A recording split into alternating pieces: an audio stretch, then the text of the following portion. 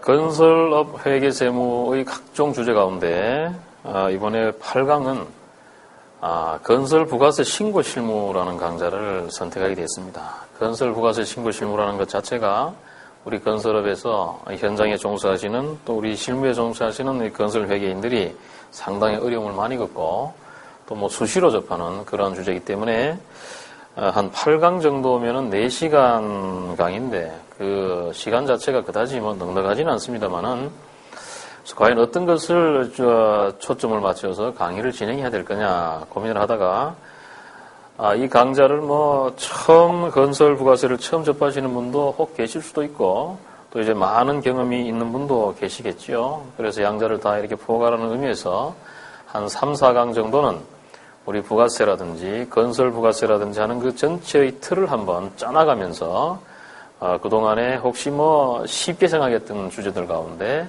혹 잘못 생각하고 있는 부분이라든지 이런 것들을 한번 쭉 검증하는 그런 시간을 갖고 나머지 한 5강 정도는 여러분들이 건설 부가세, 건설회사에서 부가세 신고서를 만들 때 가장 어려움을 겪고 있는 게 뭐냐 고민을 한번 했습니다. 해봤더니 결국에 과세 표준에 관한 안분에 관한 문제가 우리가 실제 자료를 주고받을 때 그 안분에 관한 문제가 상당히 어려움이 있다. 거기에 대한 과세나 면세나 안분에 관한 모습을 여러 가지 토픽을 통해서 검증을 하고요.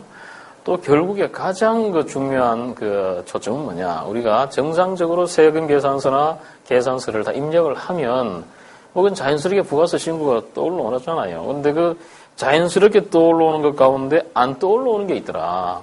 그것이 결국 건설 부가세의 핵심 주제일 수밖에 없습니다. 그래서 각 현장별로 소위 매입세액에 대한 불공제 부분이라든지 아니면 공통 매입세액 안분에 관한 각종의 케이스를 우리가 연구하면서 핵심 주제로서 공통 매입세액 안분이나 납부세액 재계산 이런 주제를 보게 될 겁니다. 그래서 우리 앞에 3강은 좀 간단한 주제를 검증하고 마지막 5강은 안분 문제나 공통 매입세액 안분을 보면서 좀 전체 틀을 보기보다도 신고서를 만드는 데 필요한 여러 가지 주제를 검증하는 그런 시간을 갖도록 하겠습니다. 자, 첫 번째 제1강은 부가세의 입문과 그리고 세무상식이다. 그래서 건설 부가세라고 했을 때 꼭 건설 부가세가 아니더라도 부가가치세가 과연 뭐고 거기에 대한 처리가 어떻게 되고 신고는 어떻게 돼야 되고 또 세금 계산서는 또 뭐고 사업자 등록번호는 뭐냐 이런 것들에 대한 일반적인 상식 부분까지 해서 한번 간단한 점검을 해보는 시간을 갖도록 하겠습니다. 자, 1페이지를 보시면 회계에서 말하는 거래와 부가세에서 말하는 재화 용역의 관계 이런 얘기가 나왔는데 한번 칠판을 보면서 보도록 하죠. 제가 하는 강좌는 전부 다 이 동그라미로부터 출발합니다. 그죠? 원가도 이거고 법인세도 이거고 부가세도 이거고 회계 전부 다 이겁니다. 그래서 우리가 지금 외부의 거래가 발생한다. 이것이 회계다. 그러면은 회계라는 GAAP, GAAP라는 틀을 따라서 정보를 만들어주는 그러한 구조가 될 것이고 이것이 회계가 아니고 만약에 부가세법이다 라고 하면 이 거래 가운데 과연 부가세법을 통해서 나가는 거래가 무엇이고 통하지 않고 나가는 거래는 뭐냐. 통해서 나가는 거래는 과세 대상이고 통하지 않는 거래는 비과세 대상이라고 하는데 이러한 구분에서부터 과연 이 전체 틀을 짤 때 부가세법에 대한 이해를 위해서 우리가 무엇을 어떻게 알아야 될 건지 그것을 한번 간단하게 점검을 하죠. 자, 1페이지를 보시면 건설사의 현장과 본사에서는 매일 회계 처리되는 각종의 거래 중에서 부가세법에서 말하는 재화 또는 용역에 해당하는 거래가 아주 많고 한 90% 이상 됩니다. 또 그리고 그렇지 않은 거래가 있다. 그래서 전자가 과세 대상, 후자는 비과세 대상이다. 그럼 과세와 비과세 이런 것들에 대해서는 어떻게 구분할 것인지 또 거기에 대해서는 또 향후에 면세거래나 이런 구조는 어떻게 될 것인지 하는 것들이 앞으로 쭉 전개될 주제에 해당하겠죠. 그래서 박스를 보니까 그림을 보니까 재화 용역의 거래에 해당하는 것은 부가가치세법, 부가세법이라는 것이 보통 VAT 그러는데, VAT가 Value Added Tax입니다. 그래서 부가가치세다, 이렇게 돼서, 이 부가세법의 법전을 통해서 나가는 그러한 거래는 최종적으로 가야 될 종착지는 부가세 신고서가 되겠습니다. 근데 부가세법이라는 것이 우리나라 세수 가운데 아주 많은 포션을 차지하고 중요한 세목입니다만은, 법조문은 36개입니다. 36개라고 하면, 1조 정의 이런 거 몇 개 빼고 나면, 실제로 쓰여지는 조문은 몇 개 안 되죠. 이게 작은 몇 개 안 되는 조문으로 그 많은 재화 용역 거래를 다 관리하다 보면, 실은 해석상에 또는 적용상에 여러 가지 오류라든지 그러한 이견들이 나타날 수가 있는 세목이 바로 부가세입니다. 그래서 특별히 우리 건설 부가세에서는 그러한 주제가 뭐냐? 우리가 이제 아까 말씀드렸던 뒷부분 나머지 5강에서 주로 그런 주제를 갖고 신고서를 만드는데 정리하는 그런 틀을 짜게 되는 거죠. 이 페이지를 보시죠. 보시면 부가세에 대한 기본 이해 그래서 과세 대상, 비과세 대상이다. 제가 오프라인에서 강의할 때 이런 말을 많이 합니다. 예를 들어서 어떤 사람이 재화나 용역을 공급을 했는데 그것을 공급하면서 세금 계산서도 교부하지 않은 것 같고 세무서에 신고도 안 하는 것 같아요. 그래서 그 사람이 그런 재화 용역 공급한 것이 과연 그냥 밑에 부분 비과세에 해당하는 것이냐라는 것을 확신을 못해서 세무공무원한테 전화를 해서 저 사람이 저런 일을 하고 있는데 저것이 부가세법에 저촉되는 게 아니냐라고 물었을 때 과연 세무공무원이 나와서 세무조사를 하느냐 하면은 과세 대상이 되는 것이고 하지 않으면 비과세 대상이다. 이런 말을 많이 하는데 마찬가지입니다. 그래서 과세와 비과세의 구성을 어떤 것이 과세고 어떤 것이 비과세냐를 따질 때 첫 번째가 사업자가 하느냐 아니면 비록 사업자는 아니지만 사업성을 갖고 있느냐 이 두 가지를 따져서 양자 중에 하나만 걸치면 과세 대상이 되는 겁니다. 그래서 만약에 우리 건설 현장에서는 한밭집에 식사를 하고 거기에 대해서 돈을 50만 원, 100만 원 식대로 줬다. 근데 그분이 사업자 등록을 안 했다. 그럼 그 자체가 과세 대상일까 비과세 대상일까? 명약 가능합니다. 그죠? 아무리 사업자 등록을 안 해도 분명히 사업성이 있다면 당연히 과세 대상이 되는 거죠. 그래서 과세와 비과세의 그러한 구분을 첫 단추부터 해나가고 두 번째 부수거래라는 얘기가 나오는데 이 부수거래에 대해서는 주된 거래의 부수한 용역 재화는 주된 거래의 용역 재화로 기속된다. 그런 원칙이 되겠습니다. 사례를 보시면 조경공사와 조경수, 또 창호 제조와 창호 설치, 승강기 제조와 승강기 설치, 이런 주제가 되겠는데, 이러한 부수 재화 또는 부수 용역인지의 판단은 주된 거래를 갖고 판단하기 때문에, 만약에 조경수와 조경공사가 과연 재화냐 용역이냐 한번 판단을 해보죠. 일반 면허를 갖고 있는 조경공사를 어디다가 시공을 내가 의뢰를 맡았다, 도급을 맡았다라고 하면 그 조경공사를 하려면 나무야 필수적인 거 아니겠습니까? 그렇다면 나무라는 재화가 주냐, 조경공사라는 용역이 주냐라고 보면 당연히 조경공사가 주겠죠. 그러면 조경수라는 이 면세 재화는 그러한 용역에 포함돼서 그 특성을 상실해버리고 하나의 용역이 되는 겁니다. 밑에 창호나 승강기도 우리 건설회사에서 아주 많은 질의를 갖고 있는 문제 아주 노상 질문하고 국세청에 해신하고 하는 그러한 주제 중에 하나가 이 창호하고 샤시하고 승강기 제조에 관한 거거든요.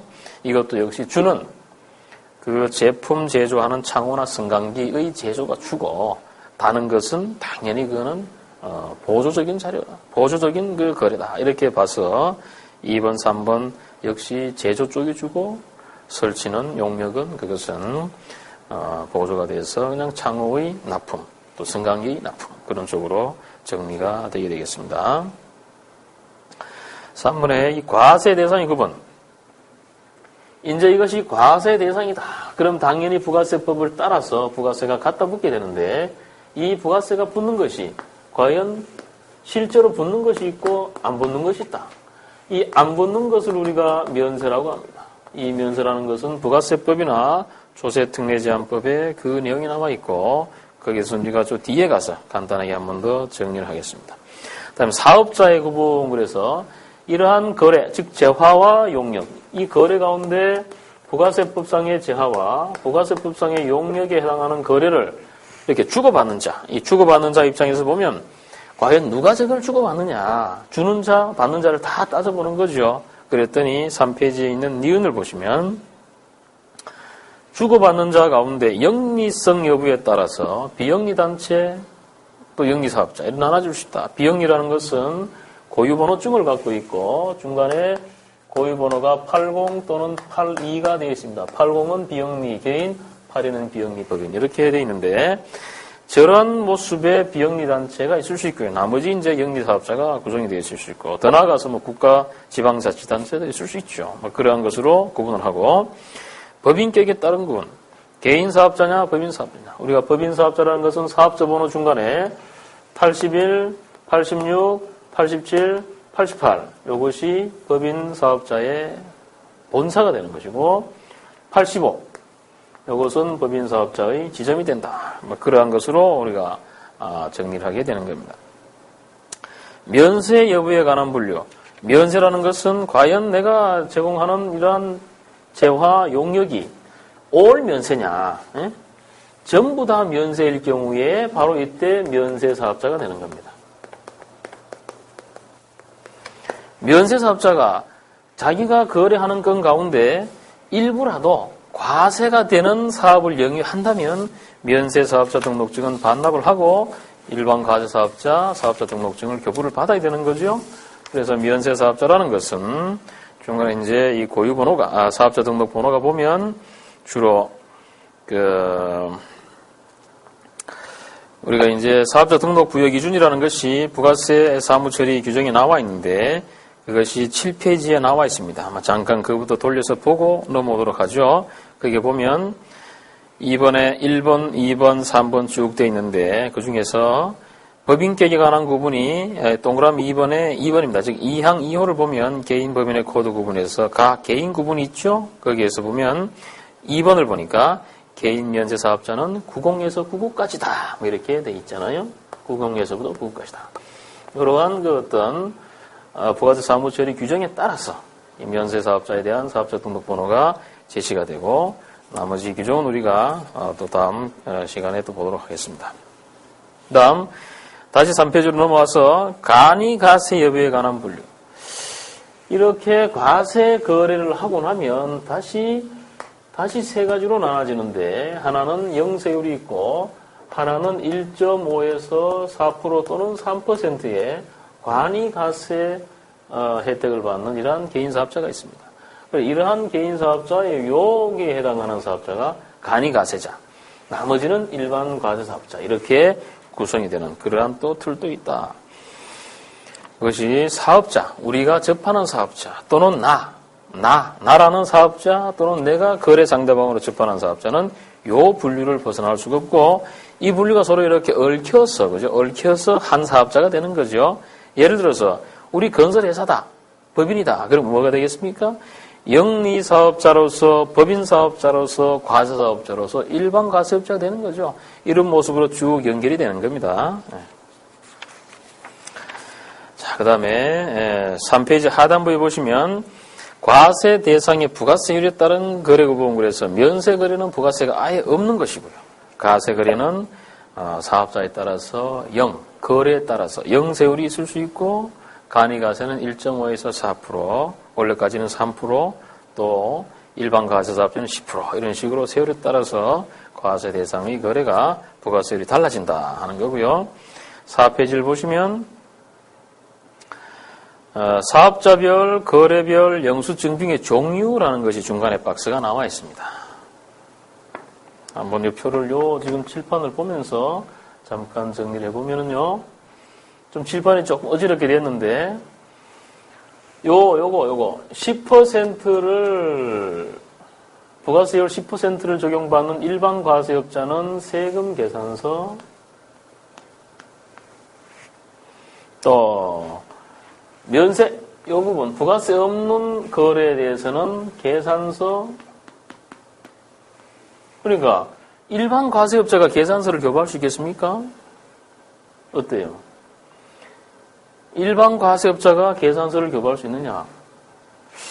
제가 요 설명 드릴 때 잠깐 말씀드렸죠. 그죠?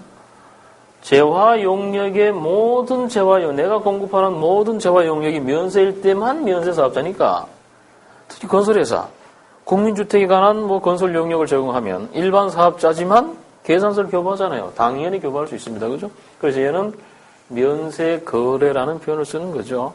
일반 사업자로서 면세 거래를 하면 당연히 그 건에 대해서는 계산서를 교부하는 것이고, 요 부분, 요 간이가세자는 바로 영수증을 교부하는 것이다. 그렇다면 부가가치세법에 따라서 수치 교부하는 영수증의 종류는 세금계산서, 계산서, 영수증 이 세 가지가 되는 것이다 이 말이죠. 이러한 세 가지 이외에 우리가 2003년도 또 2006년도에 있었던 2007년도에 있었던 부가가치세법이 개정 여부에 따라서 그 적용 범위가 많이 확대가 되고 있는 신용카드 매출전표, 그 다음에 현금 영수증, 이런 것들은 전부 다 영수증으로 보도록끔 되어 있다 이 말이죠. 영수증으로 보되 특별한 경우에 매입세 공제의 혜택을 주는 그러한 모습으로 진행이 되고 있다 하는 거죠. 그 다음에 3번을 보니까 신고와 납부가 있습니다. 우리가 부가세, 또 법인세, 기업회계 이런 거를 보면 회계기간이라는 표현이 있는데 회계기간이라고 했을 때의 그 회계기간은 기업회계에서 말하는 것이고요. 세법에서는 그러한 것들을 과세기간이라고 표현하고 있고 특별히 부가세에서 말하는 과세기간은 크게 이렇게 1년을 2개로 쪼갭니다. 그래서 1월 1일부터 6월 말일까지를 하나의 과세기간, 또 7월 1일부터 12월 말일까지를 하나의 과세기간으로 봐서 앞부분을 1기, 뒷부분을 2기 이렇게 부르고 있잖아요. 그리고 법인사업자 같으면 1년에 요 중간에 한 번 더 잘라서 예정신고, 확정신고, 예정신고, 확정신고 이렇게 1년에 4번 부가세 신고를 하는 것이고 개인사업자는 1년에 예정신고 부분에 대해서는 직전 과세기간의 세액의 2분의 1을 예정고지를 받아서 납부하고 확정신고 한 번만 하고 또 확정신고 한 번만 하고 이렇게 신고 납부를 하게 되어 있습니다. 그 다음 4페이지, 5페이지 넘어가면서 이러한 기한은 언제냐. 그래서 각 과세기간 또는 예정신고기간에 그 다음 날로부터 25일 되는 날, 요 25일 되는 날이 신고 납부 기한이 되겠다. 이렇게 되어 있습니다. 그러면 우리 5페이지에 질문이 하나 있습니다. 여러분들이 지금 실무에서 근무하시면서 이 사항을 보니까 매입 매출 자료의 수치와 제출은 언제나 참 신경을 써서 해야 되는 것이지만 특히 조심해서 마감해야 될 때는 언제일까 그랬습니다. 요 4개 중에서 1번, 2번, 3번, 4번.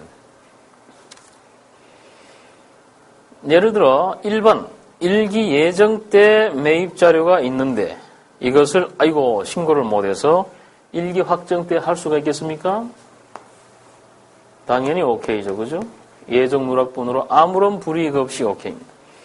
마찬가지로 2기 예정 때 자료를 2기 확정 때 매입 자료를 공제 신청할 수 있느냐? 당연히 아무런 불이익 없이 오케이입니다. 그러나 분명히 부가세에서는 과세 기간이 6개월로 쪼개져 있으니까 1기 확정 때 것을 2기 예정 때 할 수 있느냐? 이건 불가능하죠. 왜냐하면 과세 기간 자체가 다르니까 이때는 오로지 경정 청구를 할 수밖에 없다.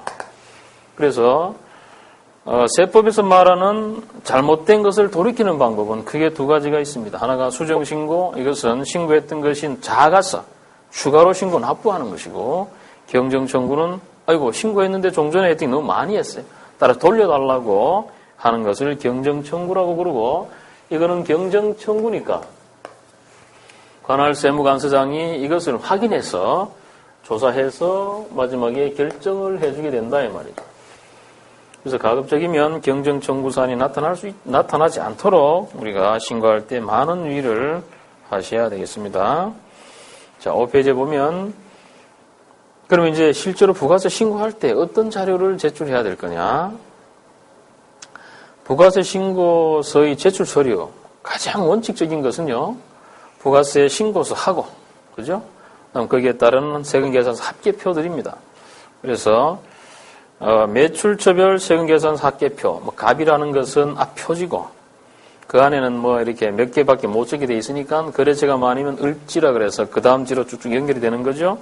매입처별 세금계산서 합계표 이런 것을 2개를 같이 붙이고 그리고 지금 부속 서류로서 우리가 어떤 특별한 공제를 받는다거나 특별한 어떤 신고를 한다거나 할 때 거기에 보면 대손세액 공제신고서라든지 또 신용카드 매출전표 등 수치명세서라든지 또 임대가액 명세서라든지 또 건물 등 감가상각 취득자산 명세서라든지 가장 중요한 공제받지 못할 매입세액의 명세서라든지 또 더 나아가서 이러한 법상의 정산서, 법정서식 이외에 건설회사들은 반드시 정산서식을 수동으로 만들어서 제출할 필요가 있습니다. 그것이 뭐냐?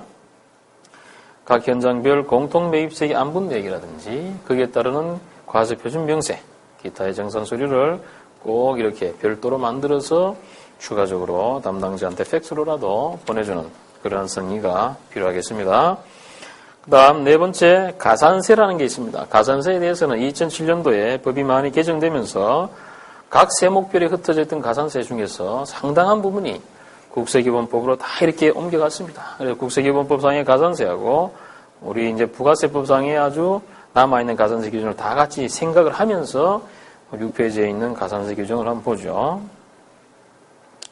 가산세라는 것은 뭐 여러 가지가 있는데 아주 좀 특히 이번에 강조된 것이 40% 가산세 제도가 부당하게 뭐 신고를 한다거나 눈에 보이게 허위로 신고하면 가산세가 40%가 붙는 것이 이번에 신고됐어요. 그래서 아예 무신고를 했는데 이건 뭐 아싸리 무신고지만 잘못됐다.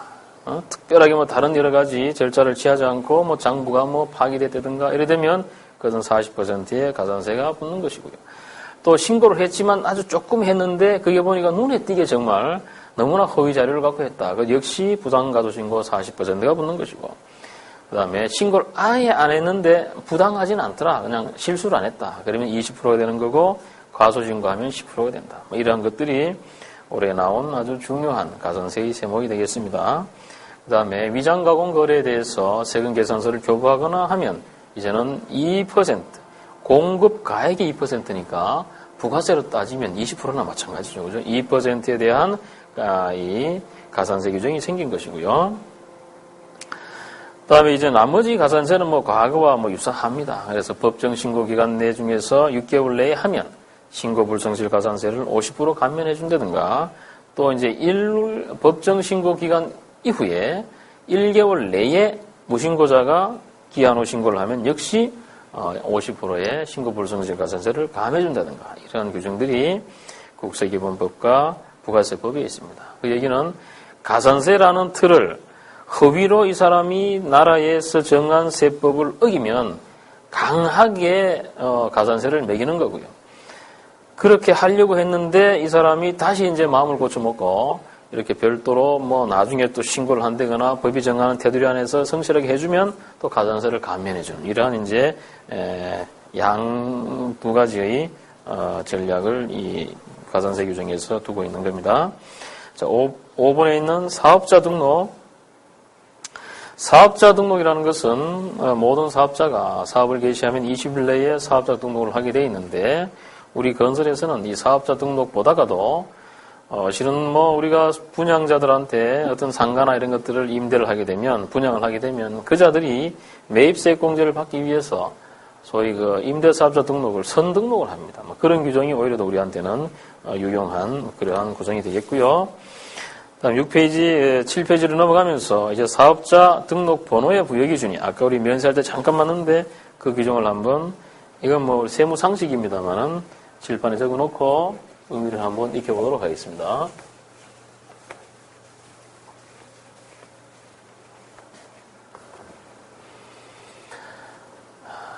사업자 등록번호는 앞에 3자리, 뒤에 2자리, 그 다음에 맨 끝에 5자리 이렇게 되어 있는 거죠.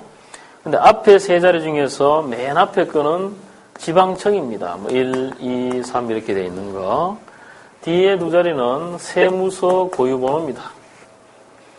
그 다음 요 뒤에 2자리가, 중간에 2자리가 소위 법인격을 나타내는 거죠. 그죠? 아까 잠깐 설명을 드렸고, 마지막 이 4자리와 1자리는 요거는 그냥 관리번호고, 요 자체는 일련번호에 해당한다. 이래 돼서 문제는 이러한 사업자 등록번호가 사람의 주민등록번호와 똑같아서 영구히 관리된다. 특별한 사안이 없으면 그렇게 되는 것이 우리 이제 부가세 사무처리 규정에 그렇게 다 정리가 되어 있게 되겠습니다. 다음 7페이지 중간에 보시면 납세지가 있는데 건설회사는 과연 납세지가 어디냐? 원래 그 사업을 하면 사업장마다 사업자 등록을 하도록 그렇게 되어 있어요. 그런데 건설 현장은 부가세법에서 사업장으로 보지 않습니다. 그래서 그 현장이 어떤 현장이 딱 개설된다고 하더라도 그 현장에 대해서 사업자 등록을 안 하는 것이 원칙이죠. 그럼 할 수는 있느냐? 뭐 특별한 경우 하려면 할 수는 있습니다. 그러나 해야만 될 실익이 전혀 없죠. 그렇기 때문에 이 부가세법에 따라서 건설업이나 이런 경우에 어떤 분양 현장이나 도급 현장을 사업자 등록을 신청하지 않고 그냥 본사 일괄 체제로 우리가 부가세 신고를 하고 정리를 하는 그런 틀을 가지게 되는 겁니다. 이까지가 우리 이제 부가세에 관한 일반적인 첫 단추. 물론 알고 계시는 사항들이 많이 남았겠습니다만은 우리 건설 부가세를 처음 출발할 때 이런 정도의 기본적인 틀은 구성을 해야 되겠다 싶어서 간단하게 정리를 했습니다.